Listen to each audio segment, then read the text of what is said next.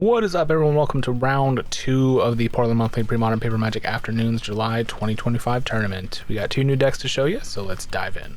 First up, we have David with Mono Blue Skies. This is a completely different style of deck that I'm used to see him playing, and it's super rad. As the name implies, this deck is full of little flyers, and it's looking to gain card advantage and also just board presence through the use of those evasive threats. It does that through cards like Unstable Mutation, which makes those flyers bigger, even though they get steadily smaller over the course of several turns. Sigil of Sleep, which bounces your opponent's creatures and makes it hard for them to have a board state whenever your flyers hit. And Curiosity, which does draw you a card and it helps keep your hand full so you can have other threats and also just interaction in the form of counter magic. So what flyers are we running? Well, first off is 4 Cloud Sprites, which are a 1/1 flyer that can only block other creatures with flying. 3 Skyshroud Condor, which is a 2-drop 2/2. It has flying, of course, and you cannot play it unless you have successfully cast another spell this turn. 2 Thought Nibblers, which is a 1/1 for 1 with flying. I mean, all these creatures have flying, but I'm just reading them off. Your maximum hand size is reduced by 2, which is quite a drawback for just a 1/1 flyer. 4 Cloudskate, which is a 2/2 flyer with fading 3, so this does only stick around for a few turns before it goes away. And lastly, 4 Cloud of Fairies, which is, I think, the best flyer in this deck. It is a 1/1 for 2 mana, does have flying. However, when it comes into play, untap up to 2 lands. This is one of the best ways that you second spell, say, to get that Skyshroud Condor out. As for those flying payouts, like I mentioned, there's 2 Unstable Mutations, 2 Sigils of Sleep, and 2 Curiosities. For interaction, he's running 4 counter spells. I'm not even going to comment on the art there. 1 Force Spike, 1 Disrupt, 1 Foil, 4 Daze, and 2 Snap. He's also running 4 Gush. This is a mono blue deck after all, and 3 Winter Orbs. As for lands, they are all islands, but is getting away with only playing 17 of them. It does help when your curve tops out at 2 functionally. As for the sideboard, it looks like he's running a 1 of Divert, 4 Chills, 1 Hydroblast, 1 Aura Flux, 3 Annuls, 1 Tormod's Crypt, 2 Propaganda, 1 Cursed Totem, and 1 Submerge. Again, a very cool list. I'm excited to see how it plays. Some really fun ideas here for sure. Before we get to see that, who's he playing against? Next up, we have Sean with White-Green Threshold. Man, I am loving the brews today, and this is a really cool one. If you're not familiar with Threshold, it just cares about having 7 cards in your graveyard, and he's playing some of the best cards that care about that. Getting in the creature threats, specifically 4 Nimble Mongoose and 4 Werebear, get considerably better once you have Threshold. He also has 2 Mystic Enforcers, which in our local meta, being pro-black is a huge advantage, and also just when you have Threshold, a 4 mana 3/3 pro-black that gets +3/+3 and has flying is pretty good. In addition to that, there's 2 Elvish Spirit Guides to help ramp out and also get Threshold up, 2 Annuary Brush Hoppers, which are very good on-rate creatures, 3 mana 3/4s that also protect themselves and again can discard cards, 4 Wild Mongrels, which are probably the best discard outlets in the deck and are just really strong threats by themselves, 2 Windborne Muse, which is an interesting include, but I'm excited to see how it plays out, and 1 Sylvan Safekeeper to protect all your threats, but also can just get you Threshold at an instant notice. As for spells, he's running 2 Sylvan Libraries, 4 Mulch, which is definitely a way to get your graveyard count up quickly, 1 Call of the Herd, 1 Naturalize, 1 Ray of Revelation, 4 Swords to Plowshares, 3 Armageddons, you'll notice this is a bit of a mana denial deck, and 1 Kurtar's Desire, which I did have to look up and is like kind of a pacifism, but becomes a much cheaper pacifism if you have Threshold. Kind of a cool include. As for lands, he has 1 Sungrass Prairie, 4 Wastelands, again, a little bit of a mana denial deck, 1 Nantuko Monastery, 4 Forests, 1 Trevis Runes, 4 Windswept Heaths, 4 Brushlands, and 3 Plains. In the sideboard, he's running a single Worship, 3 Phyrexian Furnace, the 2nd and 3rd Naturalize, the 2nd and 3rd Ray of Revelation, the 3rd Mystic Enforcer, 2 Carpet of Flowers, 1 City of Solitude, 2 Absolute Law, and for one last bit of spice, an Intrepid Hero, which if you're not familiar is a 3-drop 1/1 that has tap, destroy target creature with power 4 or greater. That art's also just super cool. Okay, these are both just amazing decks. I'm excited to see how they play out, so let's just get into the games.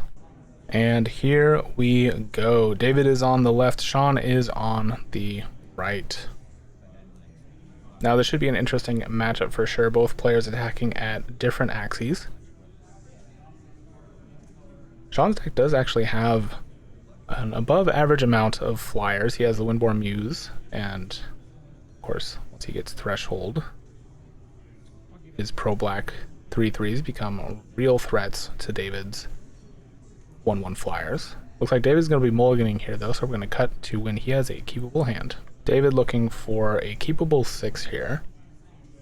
I was just pulling up his deck list while we were waiting as well.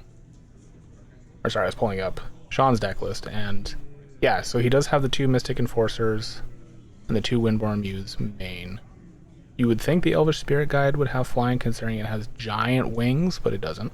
It looks like David has a keepable 6. I see lands and spells. He does only have 16 lands, so maybe mulliganing just to find 1. The deck does draw a lot of cards once that happens. Does not have a 1-drop here, and it's just going to pass. Sean on the play here means he gets a little bit more of an advantage. He does have a lot of 2-drops as well. Obviously did not have a Nimble Mongoose to play out, or a Sylvan Safekeeper he felt like exposing to whatever threats. He's going to find a Plains here, though.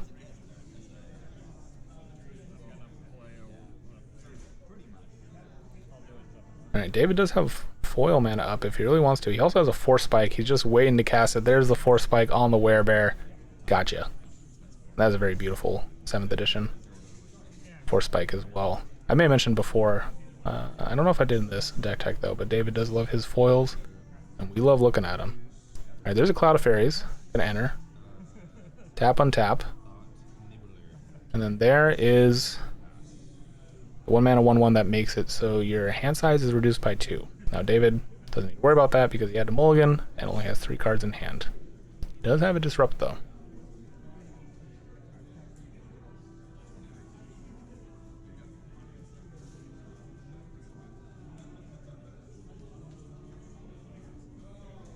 Okay. Sean wondering what he's playing against.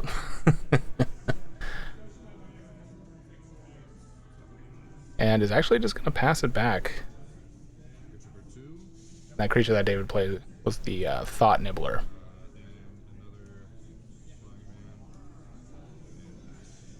And is going to get in for 2. Play out the Cloud Sprite and pass. I'm having to reverence his deck because I don't know any of these cards. Lots of cool cards that I have never seen in play. And Sean just kind of out of gas here. It looks like he's just going to play another land and pass.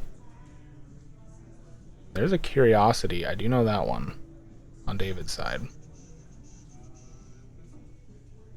Real question is, what creature do you put it on? Put it on the Thought Nibbler. That is definitely the worst option. Swing in with all of them. Swords the Thought Nibbler. Looks like Sean's familiar with as well. There is a Disrupt in David's hand. Maybe just looking to potentially draw a card. Oh, he's going to Daze here. Going to pay 1. The Daze is interesting. I think maybe thinking he's never going to get to really Daze again. There's a foil. Okay, he's going to hard cast the foil. Very interesting. And draw a card off the Curiosity. There's a Gush. We'll need 1 more land to do something with that. Okay, so that makes sense actually, sorry. Thinking through his line, he needed the island for the foil, so he had to play out the Daze. That line obviously makes a lot of sense. I just wasn't thinking. And Sean here with not a lot going on, unfortunately. I am very curious as to the hand he kept, because we've only seen a Werebear and a bunch of lands and a Swords. His deck is chock full of creatures, most of which he should be able to play at this point. Basically all of them except for the Windborn Muse. So I wonder if he's just slow rolling. Okay, there's an Armageddon. That is an interesting call. He's gonna fetch for it. Maybe he's just so mana flooded. Gonna take out the 1 island that David has. I'm just gonna say go. Okay. David gonna get in here for another 3. This is definitely death by 1,000 cuts. Did he draw an island? He did. Say go. There's a Gush and a Snap in hand. Can't play either right now. And we'll see if Sean does have nothing but lands. Okay, there's the land. There you go. Gonna get in for 3. And it looks like there's gonna be a quick judge call here, so we're gonna cut to David coming back. David is the TO and the resident judge. Alright, there's a cloud skate, right? Yeah, cloud skate. It does come in with 3 fading counters.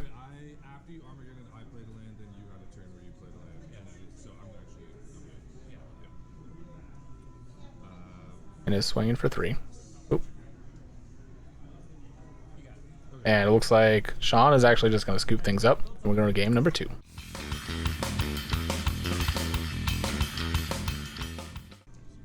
And here we are in game number 2. Sean's seeing enough, taking just a lot of damage from a little flyers. Not seeing a way to really interact with it. Makes a lot of sense. I have to imagine those absolute laws, or sorry, the worship is coming in, not the absolute law. Worship's coming in, maybe the other Mystic Enforcer just to get another flyer. Definitely the Carpet Flowers. Yep, turn 1 Carpet Flowers. You're gonna play blue, I'm gonna get a payoff for it. That is a cool sideboard card to include. Generally you're including it to play against Dreadnought, but works here too.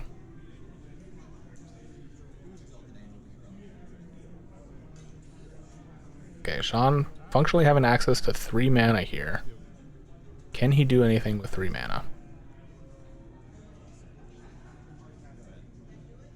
I sure hope so. I really hope he didn't keep it. No, he doesn't have anything to do. Maybe just keeping interaction up. We did mention that Sean is a bit of a mana denial deck, but he does have the creature threats that should be being played out. Okay, there's a Cloudscape. 2/2 with 3 fading counters. They'll be able to get in for 6 total before it's gone. Alright, Sean now having access to 4 mana here. 5 mana. Can we do anything? There's a Call of the Herd. Use 3 of that mana, the 2 floating from Carpet Flowers, to get an elephant. That is a very nice elephant token. Alright, Cloudscape coming in hot, probably. Do you give it a Curiosity? I think that is in David's hand. Nope, just swinging for 2.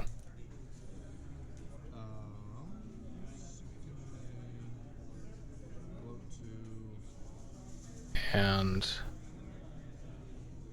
David gonna gush here. Abundance of cards. Play out a land for turn. Play an Aura Flux.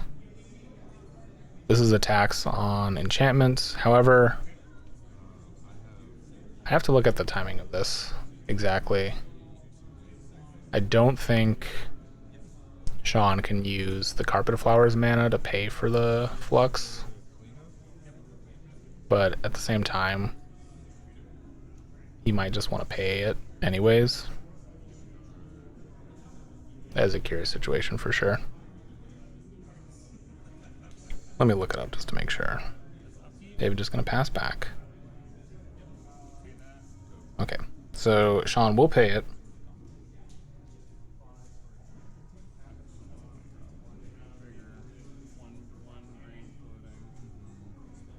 Bringing in the Aura Flux is an interesting call too.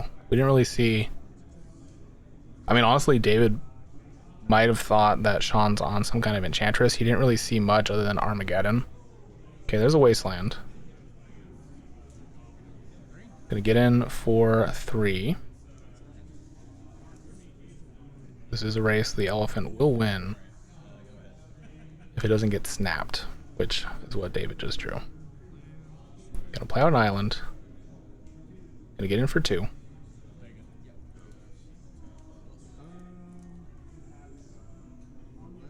And I think Sean may be keeping track of life off to the side. Hopefully those dice get updated. There's a snap on the elephant.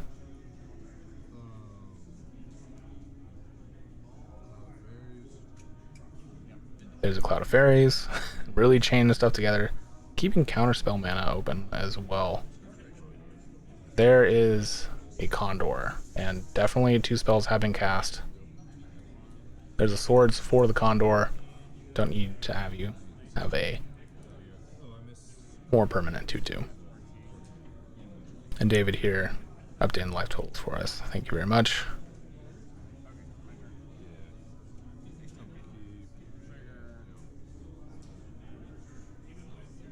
David reminding about the Aura Flux. That is relevant. Definitely now that Sean is gaining 2 mana a turn off of it, you might as well keep it up. But I do have to think that David's probably taking that Aura Flux out. Okay, we're going to flash back the Call of the Herd. Yeah, David also brought in a Null. So really, I think over sideboarding here for a matchup that he's actually not playing. But again, he did not see anything from Sean in game 1 really, and if I was him too, I might have thought maybe some kind of Enchantress. Alright, Cloudscape sticking around for one more turn. There's a Curiosity for the Cloud of Fairies. Get in for 3. Is there another Swords? Yep. Don't forget to pay a life for that Brushland. David will also gain a life here.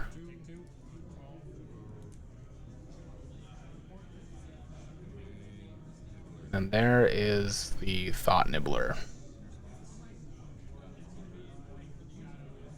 David's hand size is reduced by 2, but I believe he doesn't even have 5 cards in hand currently. Okay, paying for the Carpet of Flowers.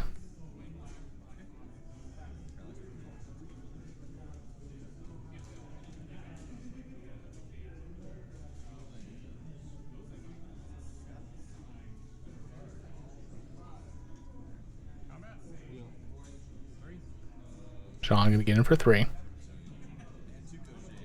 David down to 17. And there is the one of Kirtar's Desire. Gonna put it on the Cloud of Fairies. It can no longer attack. Cloudscape will die. Now remove another counter from it.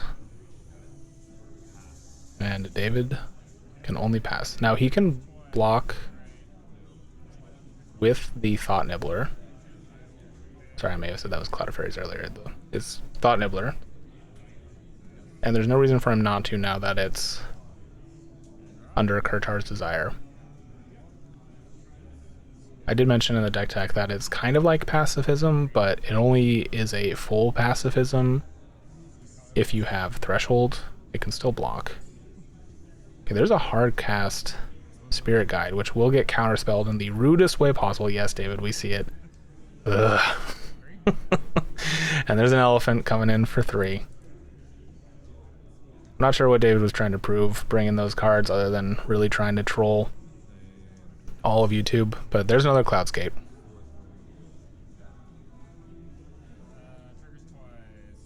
It's even funnier knowing that David's playing those versions of counterspells because you see the rest of his deck, like it is pretty much all foiled out.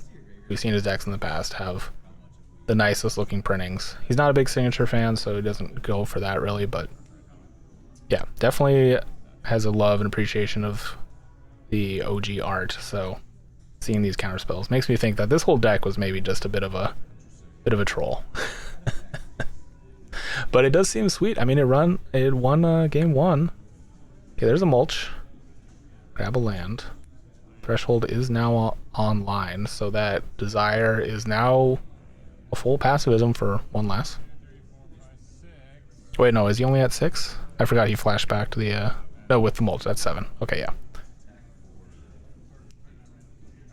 Alright, so you'd have to block with the Cloudscape. He's not going to do that. Taking 3, go to 11.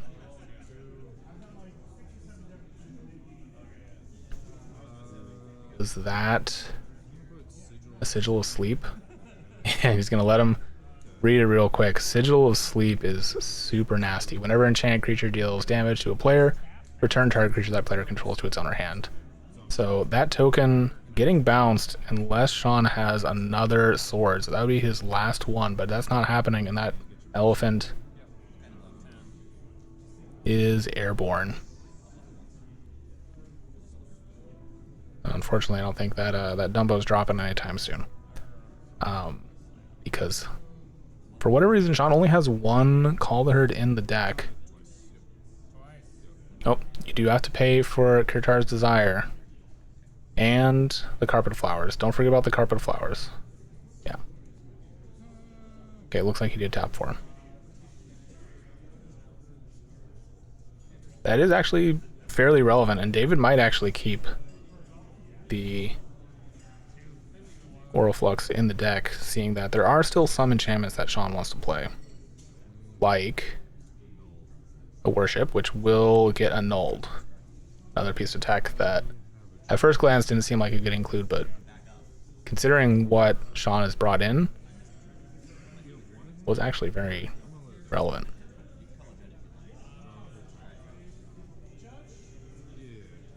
Right, so that Oral Flux does not work. Or sorry, it is there's a little cutaway there. Sorry, I was trying to figure out how to talk about that. There was probably another judge call there. So Oral Flux is symmetrical, so he did have to pay for his own Sigil of Sleep. Decided not to do that because, you know, your opponent doesn't have any creatures on the board and you only have 2 mana up. You want to hold up counter magic. Is going to get in for 2. Sean is down to 8. Pass to you. Paying 4. Yep, you do have 4 enchantments. Definitely don't want to let that pacifism go. There's another land.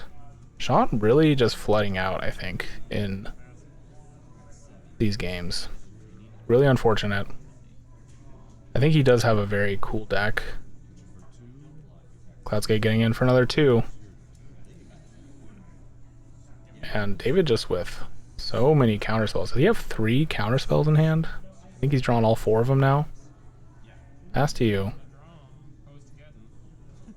Yeah, Sean having so much mana and nothing to do with it. Unfortunately, David does not have any threats right now, because that Cloudscape will be gone next turn. That's another land there for Sean. Cloudscape down. There's a Gush. I do think you Gush here, or no, I'm gonna pass. Wanting to leave up counter magic makes sense. David's deck doesn't really have a way to deal with any big threats other than snap, and then counter it when it comes back down. At this point, I would not be paying for Carpet Flowers, honestly. Okay, you can use the Carpet Flowers mana for a library, which will get countered. Does Sean have anything else in hand? Nope, just gonna pass.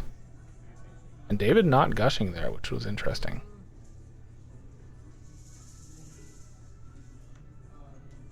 I mean, he does still have the Thought Nibbler, so his hand size is reduced by 2. That is relevant. It is kind of hidden under the Desire. So he may actually have to discard here.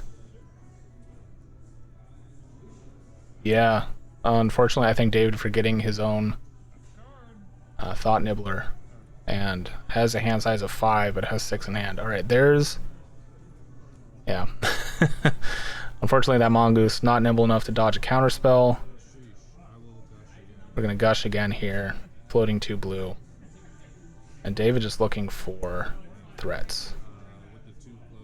Alright, there's a Cloud of Fairies. Gonna tap 1 before it happens. Untap. He can still play the second Cloud of Fairies, opting not to. Again, forgetting about the Thought Nibbler, unfortunately. Alright, there's 2 for City. City of Solitude. And then there's a Cloud of Fairies, untap, tap. And David, I think, has all islands in hand.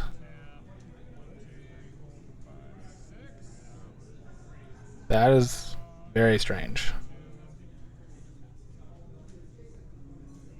Alright, there's a werebear. City of Solitude, a fun include if you're tired of your spells getting countered. Unfortunately, coming in a little late. Alright, David getting in for 2 here.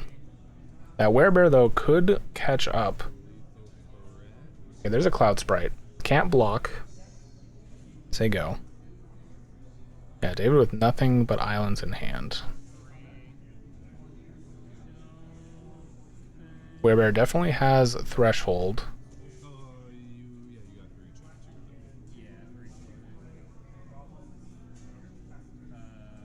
And Sean remembering to pay for the... Okay, we're gonna Armageddon here, it looks like. Nope, okay, I think we're just calling it. I think David is gonna take it down. That is... Does, like, Sean not have any more basics that he can't fetch for? Oh no, he's just dead next turn, that's why. I see what's happening. Alright, well, good games. Good job to David for taking it down. And thanks to all you guys for making it this far. That was a very odd couple of games. I think both decks could have showcased what they did a little bit better. David's deck definitely showcasing it better, obviously, with some really cool interactions, some cool cards. Anyways, if you made it this far, make sure to like the video, and if you're not subscribed to the channel yet, make sure to do that as well. One of the best ways to support what I'm doing. If you've been subscribed for a while and you want to help out the channel even more, Patreon is the best way to do that. Right now, we're treating it as a bit of a tip jar, but you may notice all the wonderful patron names displayed on screen. There is also a link there. Link is also in the video description. Money from the Patreon goes towards gear upgrades, travel expenses, and just helping me make more and more videos. Thank you all for watching, and I'll catch you next time.